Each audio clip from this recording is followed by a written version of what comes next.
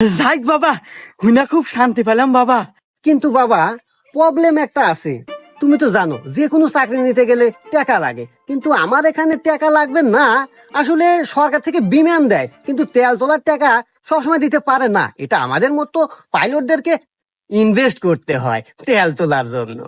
হ্যাঁ বাবা, জানি তো যে বাংলাদেশে যে কোনো চাকরি নিতে গেলে কম বেশি কিছু টাকা লাগে। তা বাবা, তোমার কত লাগবে বাবা? আরে বাবা, ঘাবড়ানোর কিছু নাই। এই মোটামুটি মনে করো 2 লাখ টাকা হলে চলবে। আসলে বাবা, বর্তমান যুগে চাকরি নিতে তো 15-20 লাখ টাকা লাগে।